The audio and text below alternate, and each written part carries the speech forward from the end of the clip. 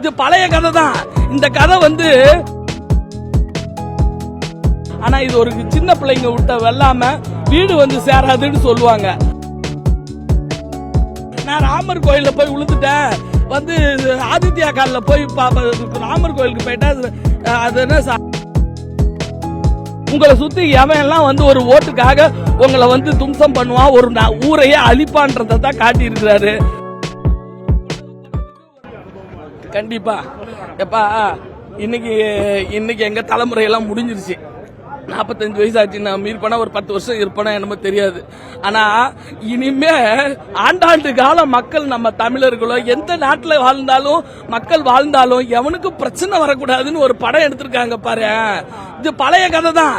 இந்த கதை 91லயே நடந்துருச்சுன்னா இந்த 22 பேர் முஸ்லீம் செத்தாங்க பாரு கோவை இதுல. அப்ப எனக்கு 17 வயசு. நான் கண்ணு முன்னாடி பார்த்தேன். நான் கோயம்புத்தூர்ல அப்ப இருந்தேன். அந்த மாதிரி மதவாத பிரிவினையில சண்டை வந்திருக்காது. அந்த சண்டை எதுக்கு வந்ததுன்னு தெரியாது. ஆனா இது ஒரு சின்ன பிள்ளைங்க விட்ட வெள்ளாம வீடு சேராதுன்னு சொல்லுவாங்க. அந்த பிரச்சனை ஒரு சின்ன கிரிக்கெட் ஆள வர்றது 2 மதம் 2 ஊரு பிளவுபட்டு ஒருத்தன் கையை போயிருது கதை தான். பட் அதுக்காக இவன் பழி வாங்கணும்னு நினைக்கிறான். அந்த பழி வாங்க கூடாது, எல்லாருமே சமம் தான், அவனும் என் பையன் தான் மக்களை சந்தோஷப்படுது. அதாவது ஒற்றுமையை கொண்டு கொடுத்திருக்கிறாரு. டீனேஜ் எல்லாம் போய் இந்த படத்தை பாத்தீங்கன்னா தான் உங்களை சுத்தி எவன் எல்லாம் ஒரு ஓட்டுக்காக உங்களை தும்சம் பண்ணுவான், ஒரு ஊரையே அழிப்பான்றதை தான் காட்டி இருக்கிறாரு. 2 ஊரு பிளவுபடுறதுக்கு ஒரு 1000 ஓட்டை வச்சுதான் பிளவுபடுத்துறாங்க. இனிமே அந்த மாதிரி நடக்கக்கூடாது. நமக்கு ஜாதி மதம் எதுவுமே கிடையாது.